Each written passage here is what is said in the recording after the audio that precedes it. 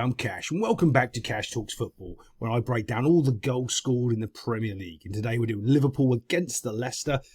Leicester's always been one of those teams. I think it's Leicester, Crystal Palace and Southampton that are notoriously seem to get results against Liverpool.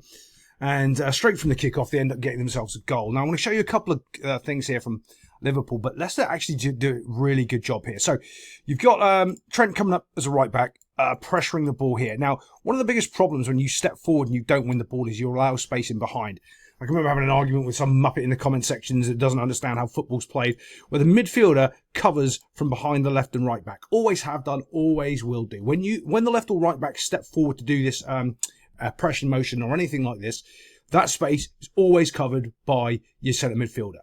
Always has been. And Liverpool do a great job doing it. I'm going to show you a little key thing, how the Leicester player makes this bit of a space and whips his crossing in a second. But you can see the problem. As soon as he steps forward here, it opens up the space. There's the player looking for the ball, and it goes in. So now all you need is your midfielder switched on? Does he know that the right back's pushed forward?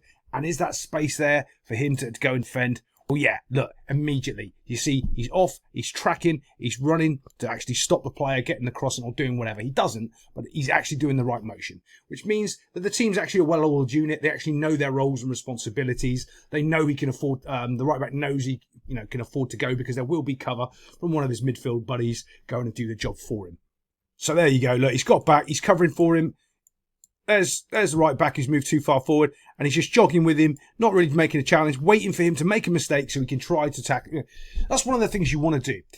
You don't want to overforce your hand when you're the covering player and your teammate's gone forward. You don't want to make a second mistake. Okay, so is that really a mistake him going forward? No, not really, because that's what you're supposed to do. You're supposed to go and put pressure on that ball. But what you don't want to have happen is when he's gone forward and now you're covering for him, you do something stupid. You give away a foul. You're too eager to try to win the ball back. You just want to keep him contained, running down that sideline with him and see what ends up happening. Because I'm telling you right now, the amount of times if you just run alongside a player and they're running with the ball, that they'll make a mistake, their touch will go wrong, they'll do something, they'll try to do a trick, and they end up just giving you the ball. It happens all of the time. So just jogging with him. Here he is. He's fronting him up. But I also want you to notice, look at that gap, right? And I talk about this all the time because this is where the goal will end up happening, is where this gap is. And this is, and pretty much most of the game, if you look at a lot of my analytics and my breakdowns, you'll see what I'm going to point out. This is the reason the goal happens, because of the separation here, right? If he's back in tight in here, different things happen. But because of that separation and that space, it ends up happening that becomes a problem later on as the transition builds, okay? That will be the problem. Okay, right here's the key moment where he makes his space. Watch, you see how he pushes the ball right there? Okay, and he pushes the ball. If you try to draw a line, which I'm really bad at doing, right? Draw a line.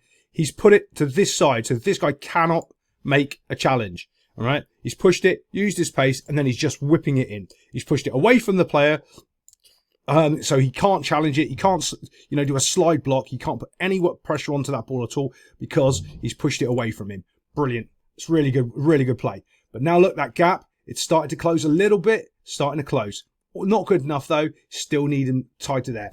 Now, that's the difference as well, is when your starting position is set properly, then you're okay. You're not recovering. You're not trying to actually run a little bit harder or faster to close that gap in or close that space because you're already there. He's had time because this guy's run from the halfway line all the way back. So, of course, he could have tucked in and got his little back four shape perfect. He wanted to be a little bit tighter. And also, I'm not quite happy with the fact that you've come too far across as well because there's no need. There's no need because there's another covering player. So, if this centre-back hasn't come over here, Trent Alexander-Arnold actually runs back harder to actually get back into shape, okay? If he just holds a little bit more and then the Van Dijk stays a little bit further back and this guy ends up having to run hard. As soon as he sees that covering centre-back's coming over, you turn off the jets, you turn off the energy. It's a subconscious thing. It's like, there's two there, don't need to. Because there's nowhere also for Trent to run into. Where's he going? There isn't anywhere for him to go. Joe Gomez is in one spot. He's got pressure on the ball. Where's he going? Joe Gomez takes two steps back, then he has to. Because of that extra space, he gets to whip the ball across, and now we're looking at that gap right here. And here's the slight difference. So if Andy Robinson was here, instead of just there when the ball was played, he had to take two steps to get to there. He is clearing the ball because he's actually in the right place. He's just two steps behind. So Now as well, when I don't know the striker, Duran, I don't know who it is. You know me, I don't really care. Players come and go. People think, I was reading the comments for the boys saying, you should learn the players' names, Cash. Look, I genuinely don't care. I'm a technical analyst and I break down. I've been a coach for so long. Players come and go. And the other problem you have when you start getting invested in players is people always think you've got a bias from this player or that, unless it's, who's that one guy I can't stand? What's his name? Plays for Spurs. You end up getting a bias in players' names. You do, and it ends up going in your brain. So let's, for an example, if you keep spotting a player that keeps making a mistake and you keep reiterating his name, what ends up happening is you get his name and you actually start putting it to with mistakes. So every time you hear a mistake, you put that player's name to it. So if it be a Wolves player, a West Ham player, you just go, right, mistake. Oh, it's going to be so-and-so. Oh, it's going to be so-and-so. It's really, really bad if you're trying to be an impartial and actually on the level commentator on stuff. Well, analyst on stuff. Because you just become jaded and you always go, oh, it's him. He's going to make a mistake again. What's that cat I love? Darwin Núñez, he's going to be offside. Before you even think about it, you hear it's offside. You hear it's an offside call. You hear his name and everyone goes, yes, he's guaranteed to be offside. That's it. It's that conscious bias that you end up projecting into your brain. So it's very, very bad when you're trying to be impartial. Right, but this is interesting here because there is an actual other part which no one's really commented on because it's not a clean strike from this kiddie. So as we move this forward, right, there we go, bump. Because Andy Robinson's ended up having to run too hard, he's got caught and rolled under the ball, really, the player and the ball at the same time. And Van Dijk, because everyone's pushed too far over to the right-hand side. Now, I always have this rule of thumb with my defenders when I'm coaching. You do not have two players going past that line there. You can see you've got one gone past, you can't have two. Van Dijk's also almost very close of going actual past the post. Because basically, if your left back isn't in position, which he quite wasn't, you're absolutely done. So as he's got the ball there and he's done this little turn, I'm actually going to show you from the other angle because it's better and it makes you can see this clearly. So you can see it clearly here because it's all foggy and I want to show you this bit as well. Because his body shape is wrong, you can see that Andy Robinson has done a pirouette. Remember, he is now facing this way, when a second ago he was facing this way. So he's run in a complete circle around like that just because his starting position at the beginning of the phase was just out of sync with the rest of the team. But that's not the bit I want to show you. Watch Van Dijk's heel, because that's what causes the goal here. When he comes in, he absolutely, like, if they just let this shot go, I think the keeper gets it. But watch, as we move this forward here, bump, there's the little nick. See that little nick? That's what puts it into the corner. Little nick off the heel, goes into the corner. It's not a great strike. It's a bit of a lucky deflection. However, the cross was great. Great wing play out there. But let's get on to the next goal. Before we do, though, I just want to show you this little bit here from Mo Salah, because as a player, I don't think he gets anywhere near the credit as good as this kiddie is. I mean, he's just absolutely fantastic to watch sometimes. And I like this because of the nonchalance of just like, I'm just stopping the ball and I'm putting it into the top corner. Now, it doesn't. It hits the bar. But it's just the action and the way he stood there as he receives the ball, dump, flick, and just casually, there you go, smash. No real sort of panic. No, nothing. Just so calm. Got all the time in the world. Takes his little touch, duff, whips it over, and it ends up hitting the bar. But it's just so casual. It's so world class. One of the things with this game is Leicester, after their goal, they're just sitting back. But as soon as there's a transition happening right here, you can see the two Liverpool midfielders are running past this sort of block of four sitting here in the middle. And that ball just splits straight through them. And it's just, they're off to the races. It's just too easy. As soon as Leicester's got to go toe-to-toe for a little bit with Liverpool, they just can't. The quality's there. The quality of the pass, quality of the turn, and the execution. As we can see, there's a little turn there.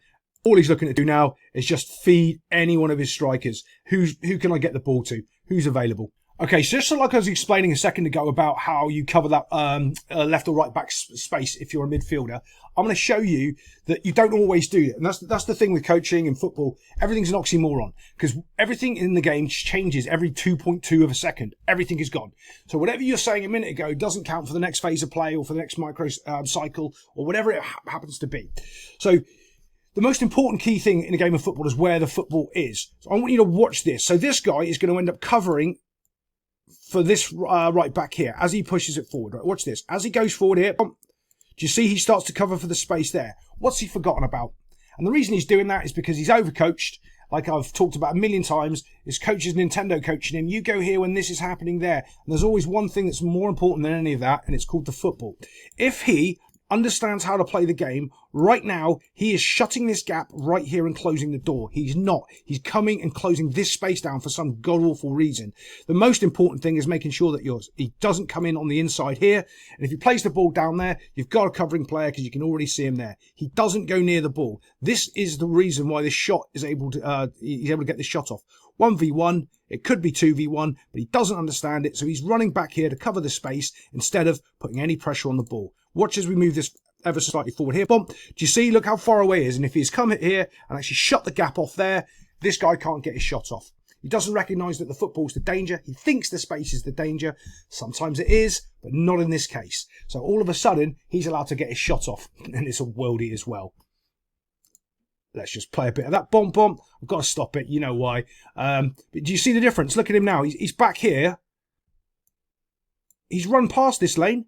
He's run past where he could, at the top of the box right here. He's run past it. Yes, the ball can go in behind him there. But you know what? You can't cover the thing that might happen when the football is the thing that is happening. He hasn't got anywhere near it. And then all of a sudden, worldie shot. Bosh. It's a great strike, it really is.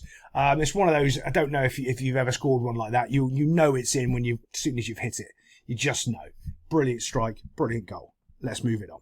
There is so much to break down on this goal. Oh, it's one of the most complicated goals I think they've scored so far this year in the Premier League. So I'm just going to try to skip through as fast as I can and show you some of the key points.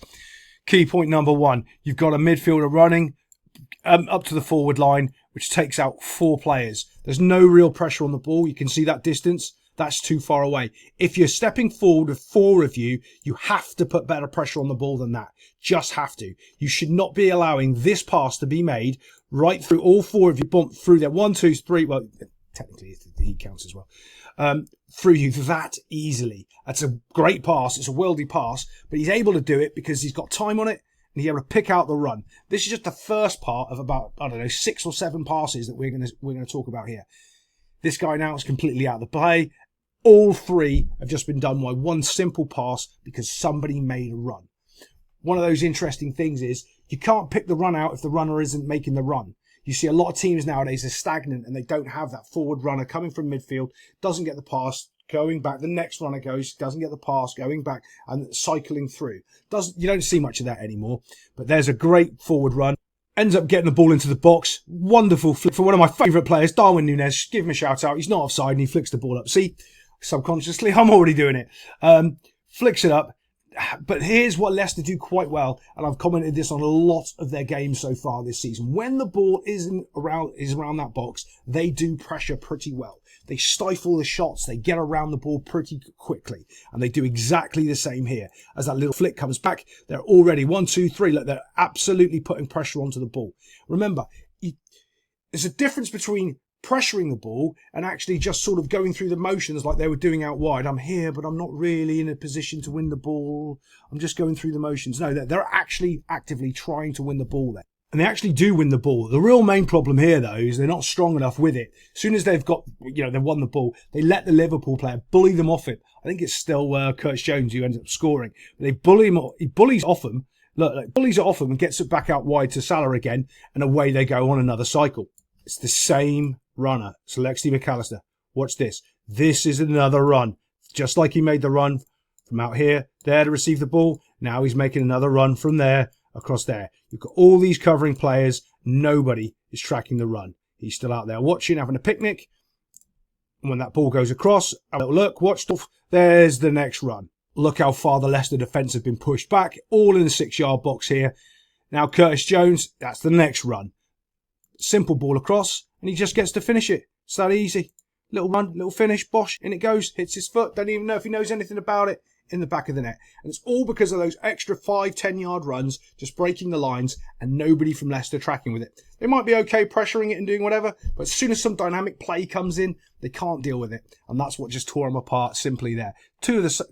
One thing happened twice, and they just didn't have any answers for it, didn't follow the run. Let's get on to the next goal. Before we do that, I just want to look at this VAR decision for a goal that was offside. And it's very interesting where you're seeing they're putting the lines here, because if you look at that line, it's past sort of like his shoulder. But if you look at that line, it's not past his shoulder. So when you're looking at that and you're going, hold on a second. To me, that's where the line should be. Probably about the, well, yeah, it's massively different, and he's probably onside. The fact that they're looking at that and it's that tight. And the other issue I've got is you can't see if he's touching the ball or not. So you don't really know which frame that he should or shouldn't be offside. To me, when I'm looking at that in real time, I'm going, there's no way that's that's offside. But good old VAR goes, yeah, we're going to move that little red line just a little bit the wrong way or that. Look, I think that's onside. I really do. But let me know what your opinions are. So this is an interesting goal for a couple of reasons. Now, I want you to watch this when the Liverpool player is trying to knock it out into the left-back area, into the space. Perfect. That's exactly what I'd be looking for him to do as well. Why? Because all the traffic is on this side of the field, and I want it on that side of the field so my player can run down and try to do something with it. Totally makes sense. Liverpool get a little bit lucky here, though, because as this breaks, watch this, there's a little bit of, as he goes to play this ball, it does take a deflection, and it ends up right here. The deflection, I think, though, actually gives this time, I'm not sure, I think this is, it doesn't matter, gives him time to think about what his actual decision is going to be. Because as soon as he receives this ball, I'm thinking he's turning, he's playing into the space, and away he's going onto that side over there. You can see, look, this is Jota. He's already making a run into that space over there because he identifies that's where the space is going to be. That's where we want the ball. He already starting to make his run away from the clutter that is here.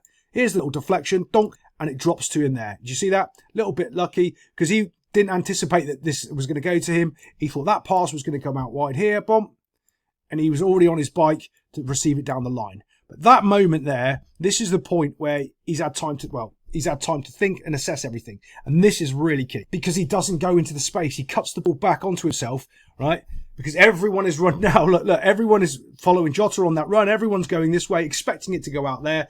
And he just pings it across to, I don't know if you've heard of this other kiddie, the one we were just saying was world class a second ago, Mo Salah. And he just finds him with a nice worldy pass over the top, straight to him. Bang, on it goes, and off Mo Salah goes.